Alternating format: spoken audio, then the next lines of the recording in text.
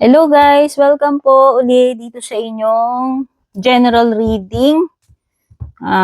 Sisingit ko lang po ito kasi marami po akong appointment na nakasunod dito.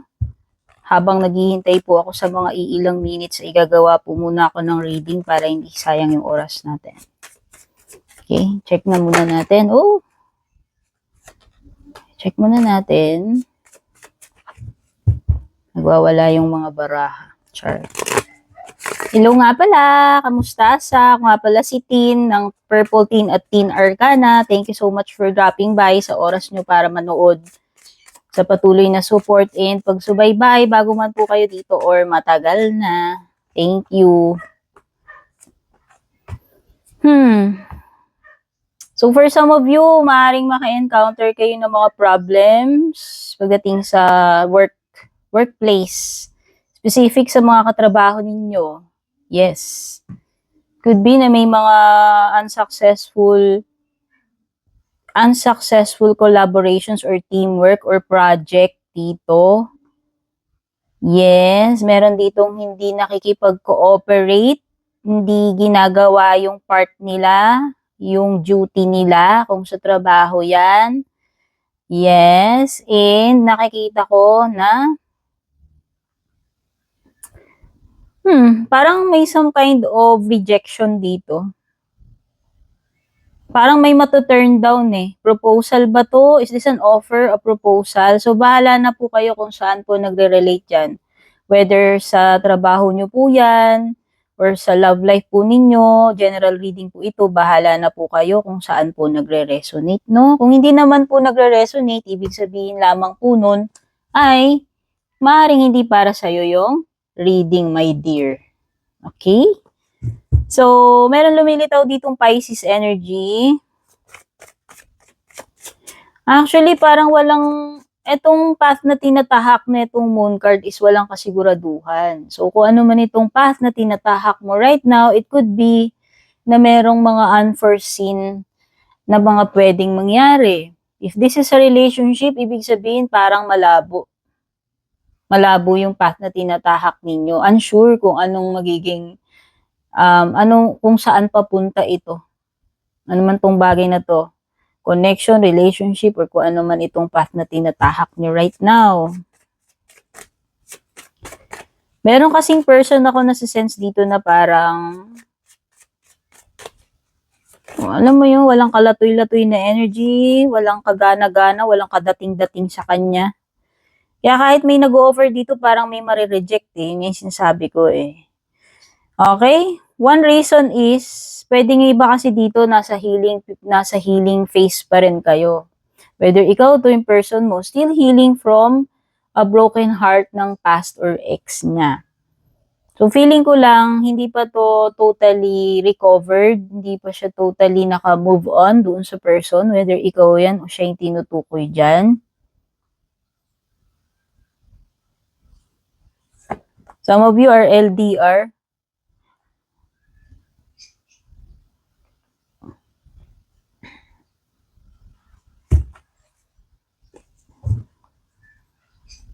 Oo. May period ng confusion kasi lumilitaw ang Moon card and lumilitaw ang Seven of Cups. Meron ditong parang magulo yung isip niya. Pero eventually huhupa rin to. Hindi niya ma-make up yung mind niya kung sino man ito. Pwedeng ikaw yan, no? By the way, meron nga pala mga opportunities dito para sa'yo, hindi lang isa. Pwedeng may ma-turn down dyan, may ma-reject, pero meron pang ibang opportunities. So, choose wisely kung ano man itong mga bagay na to na pagpipilian mo, no? Hindi lahat dito ay kailangan mo right now. Meron ditong kasing may mga bagay dito na maaaring nakakapagpa-confuse sa'yo, nakakapagpagulo kasi ang dami nila. So, hindi mo tuloy alam alin dito yung pipiliin mo or uunahin mo. No? Yun yung nasi-sense kong energies.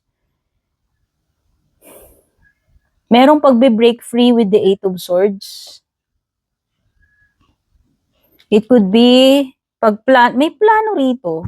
May planong pagtakas. Pagtakas talaga.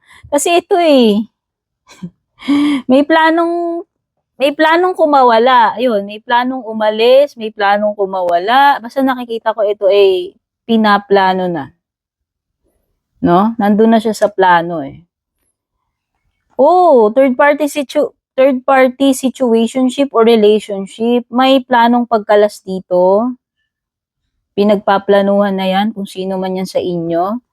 3 kayo rito kung ito ay connection. Pero may kakalas eh.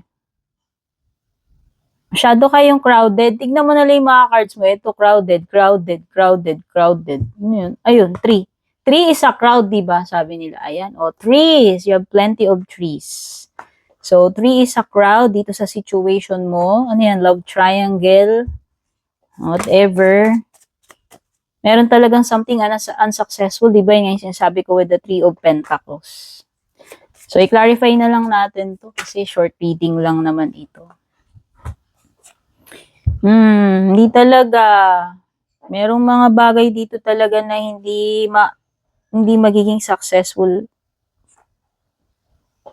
Especially pagdating dun sa trabahong ginagawa or dun sa career. Something career related.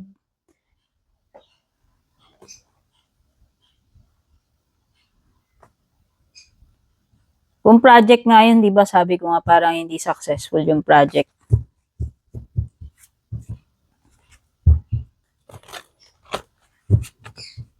Pero may feelings dito sa connection na to. O, Queen of Cups eh, lumilitaw eh. Kaya lang kasi 3 kayo. 3 kayo dun sa situation. 3 kayo dyan sa connection niya. Kaya nga sinabing 3 is a crowd. Love triangle ite.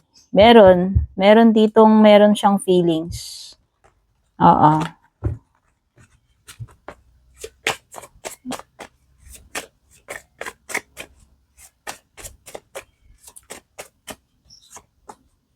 Ayun talaga. Meron kasi talaga ditong parang ang dami niyang options. Namimili siya. Pwedeng pinagsabay-sabay, nagkasabay-sabay, naglabo-labo na tong connection na to. Meron ditong isang parang may family na. So, malala pala to, hindi lang pala siya 3 is a crowd. Meron pang complicated, no? Kasi parang yung isa may pamilya na rito sa ninyo eh, sa love triangle ninyo. Pero merong someone dito, someone wants to escape, mag-exit.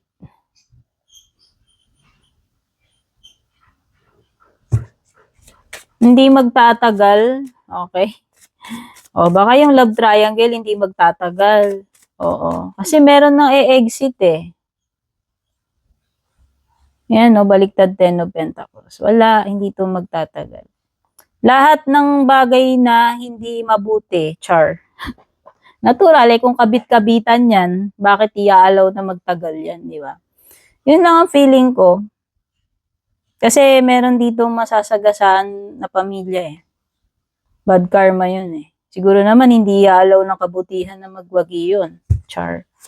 So, bahala na kayo. Kung nakaka-relate kayo, reading nyo. Kung hindi naman, hindi ikaw yan.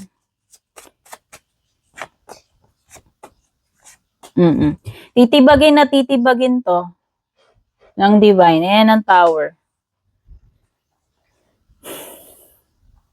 Titibagin. So, yun nga. Feeling ko lang maging outcome nito. Kahit ipilit ito, hindi ito magiging forever, hindi magtatagal, mag-i-end din yan.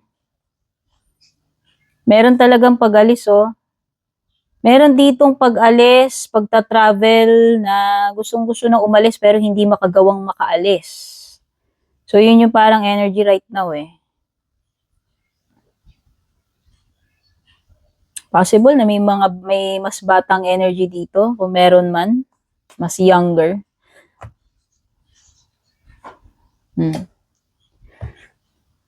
Okay, so yan yung mga na-pick up ko dito sa inyong timeless reading. Ano yung mga signs, no? Actually, pwedeng may Scorpio, may water, Cancer, Scorpio, Pisces, specific si Pisces, pero ang daming pwede rin namang May mga ibang water, Aries, Leo, Sag, no? May mga fire, pwede rin may mga air.